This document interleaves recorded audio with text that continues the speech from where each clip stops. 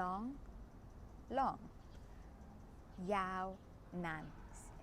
for one word long in Thai we have two but what's the difference let's take a look let's go with ยาว first ยาว first example slipper รองเท้าแตะรองเท้าแตะนี้ยาวมากยาวมากนิ้ว finger นิ้วไม่ยาวนิ้วไม่ยาวแขนยาว see it's something object right so long object but long as in long time we use another word which is นานนาน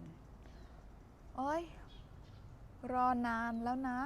I've been waiting for so long รอนานแล้วนะรู้สึกวันนี้นานจัง I feel like today is so long time yeah ไม่ได้กลับอเมริกานานแล้ว haven't been back to America for